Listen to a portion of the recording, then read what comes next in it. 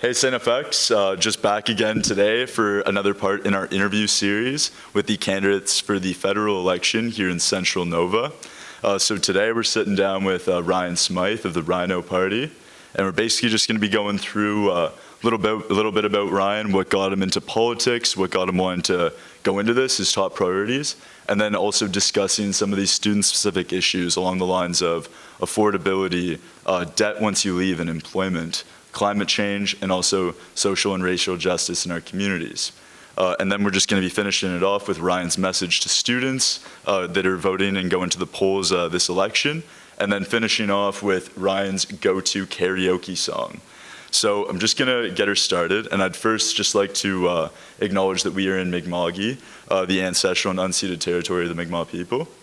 And yeah, next I'm just gonna get into it, Ryan. So would you mind telling us just like a little bit about yourself, just some hometown, maybe just some family stuff, whatever you want to share, and what got you into wanting to dive into this world of politics?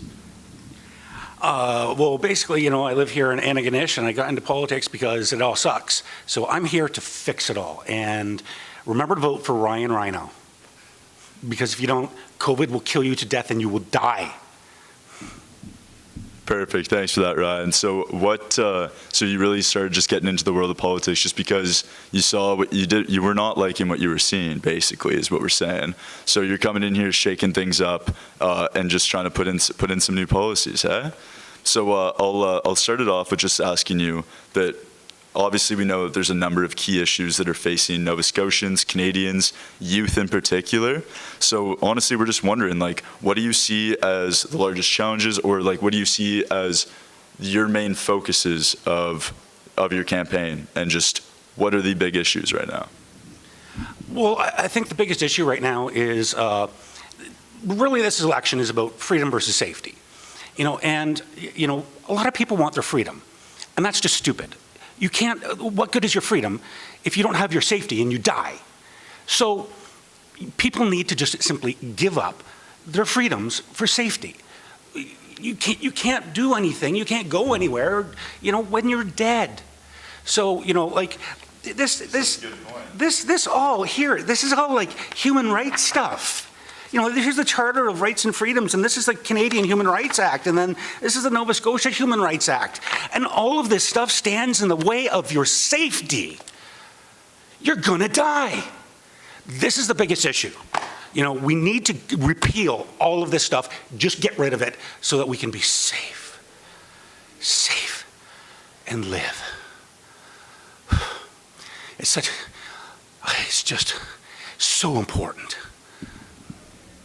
Fair enough. Thanks a lot for that, Ryan. So basically, like, one thing that really needs to be prioritized in your mind is taking a look at the pandemic, making sure that people are, one, being safe, and that legislature is in place to make sure that people are being held to the highest degree of safety possible, in a way. Fantastic. Okay, so taking off from that, I'll just get into some of the more student-specific issues that we're seeing this election. So the first is really about affordability. So the affordability of education continues to be a barrier for many youth that are seeking out like post-secondary education all across Canada. And Nova Scotia actually has the highest average tuition in the country, which is crazy. So we're just really wondering today, how would your party seek to address these barriers and ensure students looking to access higher education actually have the ability to do so? Well, you've got, some of the other parties that have, some sort of like Band-Aid solutions. The NDP actually has, more, because they want to, have like more free stuff. But like, I will just make everything free. So everything free for students. So, all your housing will get paid for, all your beer, all your liquor, all your marijuana, that'll all be covered. Books and tuition too, of course. And you'll be able just to get education for free. And this isn't a problem, like we can just create more debt for that. That's no problem. And, at the end of that, you'll graduate without any debt and you'll still be able to make money because you'll be able to apply for grants for research to stay in school and get more free money. So this is a no-brainer. Like, vote for me. I'll give you all the free stuff, for all the students. It's guaranteed. Cannot fail. Fair enough. So really like kind of focusing on the just like broad-based, let's go, like this is free, come on down, get your education, let's get this ball rolling kind of thing. Well, I guess in terms of affordability, that really strikes out like a lot of the issues that's been had. Kind of like in an ideal world, obviously, that's what it looks like in a way. But it can be difficult in practice. It's what we've seen, and I think that really if we can continue like looking at any way of breaking down that cost at all, super helpful. Next one is kind of going along the same road, and it's not necessarily in terms of affordability for students, but what we see is that students who are coming from any type of background that maybe have less money, now you're going to be taking on a considerable amount of debt now in exchange for an education that you won't have till a little bit down the road. And when you do get down the road, you'll have to pay that back. So many new graduates may delay milestones such as buying a house or starting a family over others, and due to the high levels of debt they face upon graduation. So how would you and your party hope to better support these new graduates, like especially as youth employment continues to be among the hardest hit by COVID-19? Well, I think one of the things that we can do is we can legislate that all students get A's in every course. It doesn't matter. And this will make everybody equal. And then everybody will graduate with A's. So they'll be, very highly qualified in whatever field they choose. And then they can get a job anywhere because they've got all A's, because we've created legislation for that. So they'll be able to get the highest paid jobs because they've got all A's versus, people in other countries where, they get B's, C's, D's, and E's, and F's, and G's, and H's. Here it's A's only. So Canada will have all the best qualified people. So they'll be able to get the best jobs. This is, it's just a stroke of a pen. This is so easy. And so, if everybody has A's, they'll get good jobs, but that's not going to matter because we're going to give them all, a free tuition, free ride all the way through, and if they want to stay in and get more education, they can apply for grants, and they can earn money through grants, that way. So, I think that, this is really just a stroke of a pen. It's very easy to do, and we can just create more debt. The Bank of Canada can just print money ad infinitum. Money printer go brr, it works. It's been working for years, ever since 1971, and especially as we've seen lately, that's just going parabolic. So why not just make it go parabolic more? Let's make it look like, switching from a linear to a log scale. Let's make the log scale look, parabolic. So just in a follow-up to that last, to your point there, if you gave everybody an A, isn't that just as good as giving everybody an F? There's no standard for comparison. There's no more need for a grade at that point. Well, no, because we want to have the best qualified people. And if we give them all Fs, they're not going to get good jobs.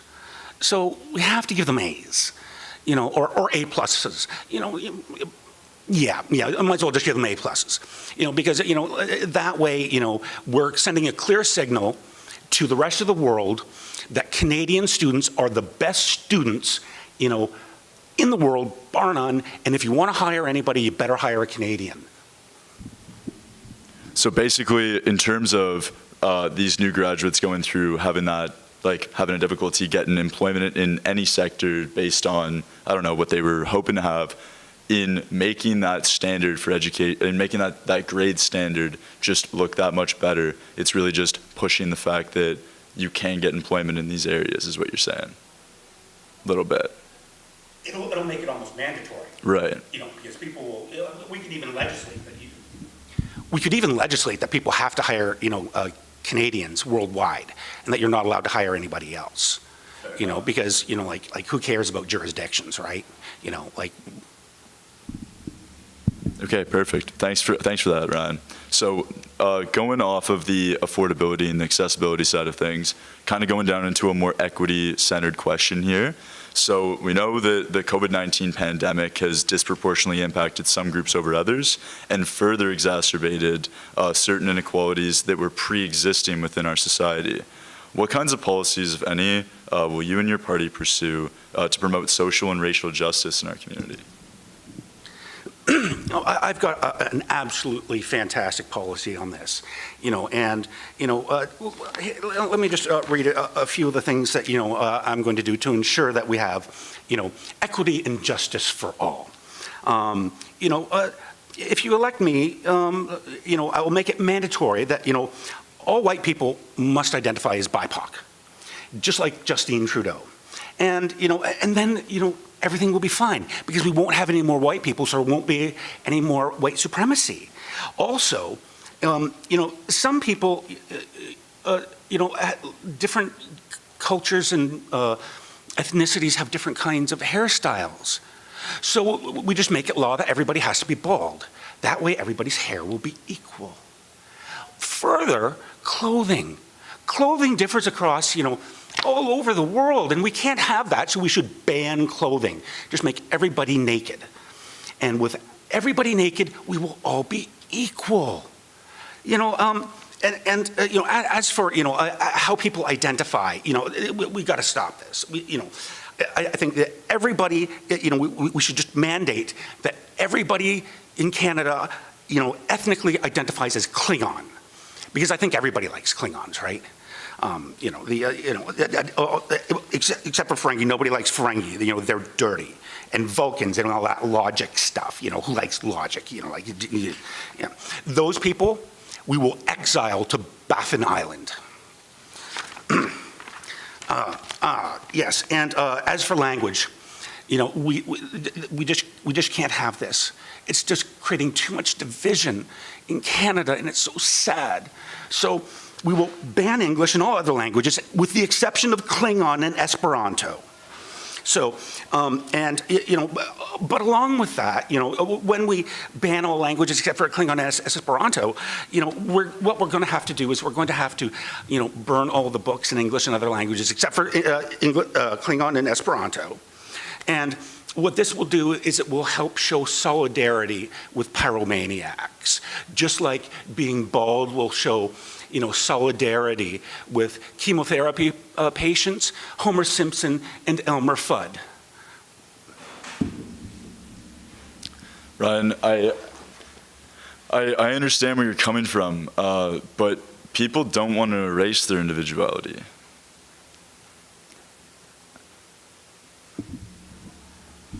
Well, but if everybody's individual, then we all can't be equal. And we need equality above all else. So, how can you possibly think that, you're being an individual will, help encourage, harmony in society? We need harmony and peace. And if everybody's exactly the same and everybody thinks exactly the same and has the same hairstyle and no clothing, we'll all be equal. I also have a wealth tax policy, in response to the NDPs. The NDP want a 1% wealth tax on over $10 million. But this is discriminatory, against people. You have to have over $10 million worth of assets before that tax kicks in. So I would lower that to zero so that it includes everybody. And now we have equality. And to further that equality with that wealth tax, instead of just 1%, let's make it 100%. So every year, everybody starts on the base, same ground floor. And every year, everybody is equal, guaranteed. And this is equality. I definitely hear what you're saying. Just in response to that, I just feel like I've got something to say. And what I believe is that bringing that down to zero and making that that equality across the board in terms of making everybody look, sound, feel the same, that's the easy way out, Ryan. There's another way out, and that is us actually understanding and acknowledging that there's these differences, there's these inequalities that have been created, and working to make sure that we can actually support those who need the help through different means without having to erase their identities. Do you know what I'm saying? Well, I think you're kind of missing the point about government. And government and rules and laws are a one-size-fits-all. And you can't have a one-size-fits-all for, all these different individuals individually, and that's, many sizes fit all.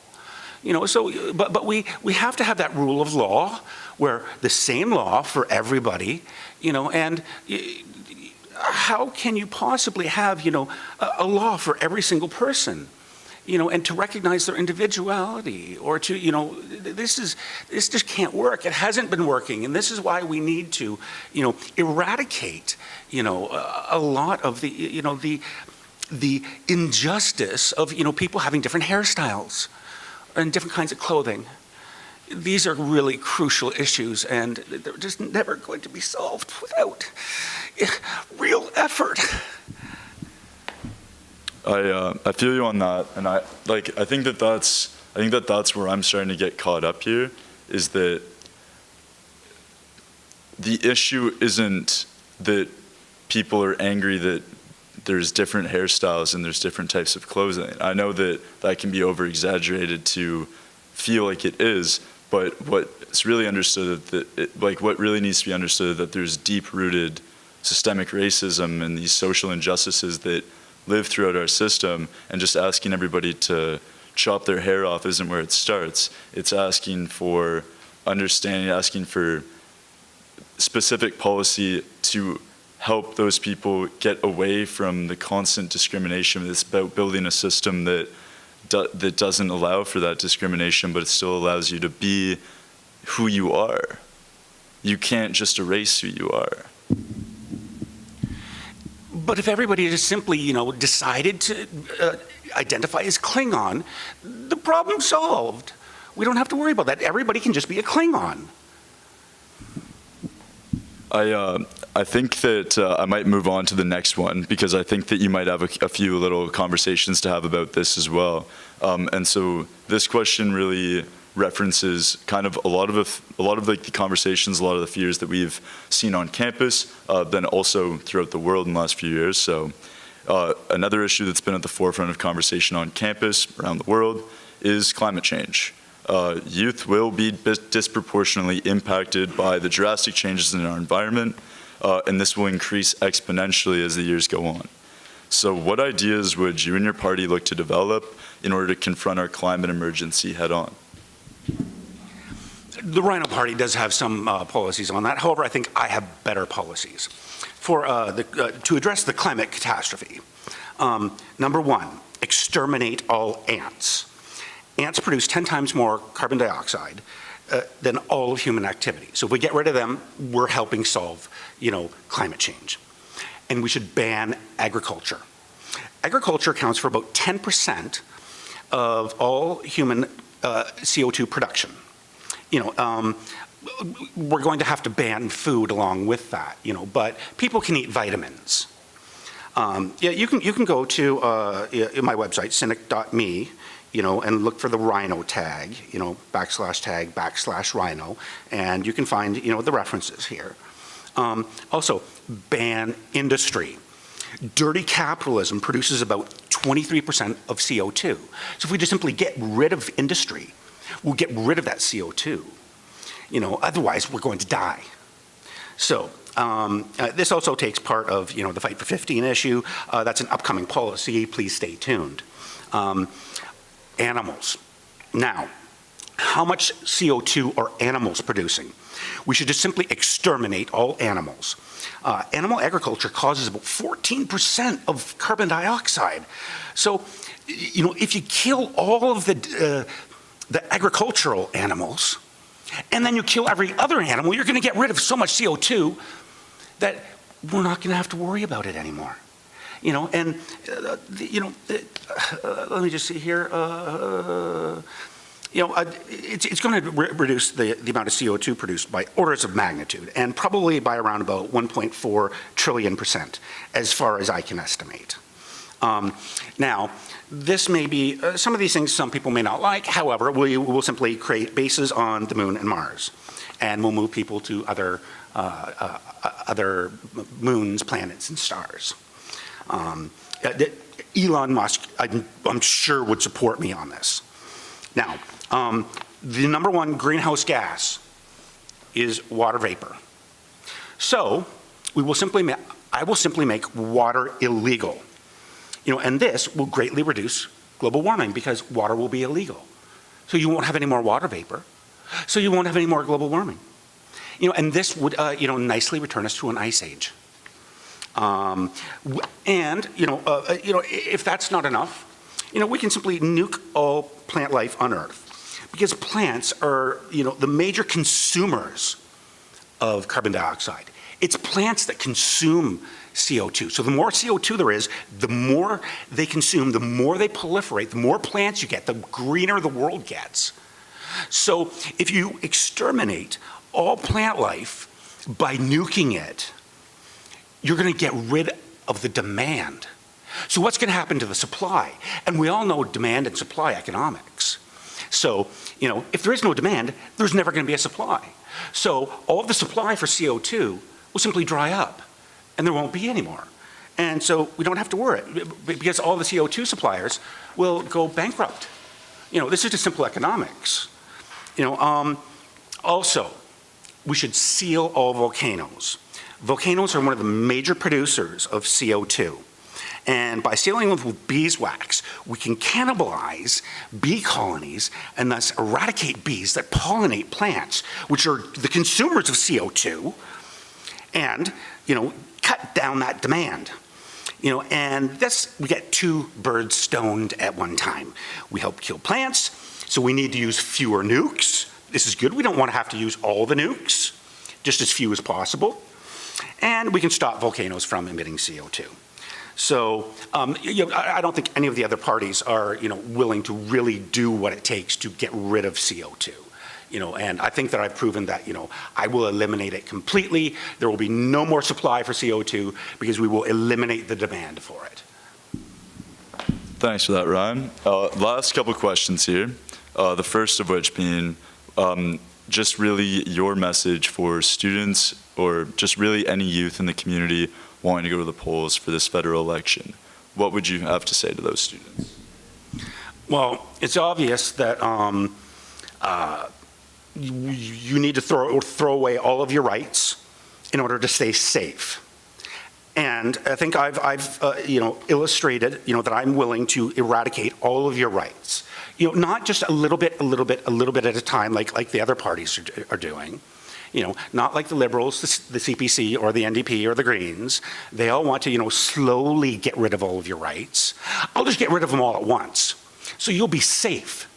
So, you'll live. If you vote for the other parties, you're going to die. So you either vote for me or you die. This is a life and death matter here. So vote Ryan Rhino, or COVID will kill you to death and you will die. Thank you, Ryan. And lastly is just a little fun question, and it is about your go-to karaoke song. I will let you give your message. I think the real question is, what is everybody's favorite band? Why is it Megadeth? And why is the best song ever written, Peace Sells, But Who's Buying? Personally, I've never heard it, but I might have to give her a listen after this interview. Ryan, that kind of brings us to the end of our questions for today. Unless you had anything else to add, we can conclude our interview for today. You want to live, don't you? You'd better vote for me. That's it. All right, thanks a ton, Ryan. So that was Ryan Smyth from the Rhino Party, running in Central Nova for this federal election. That kind of concludes our interview for today, but stay tuned for some more interviews as we go along.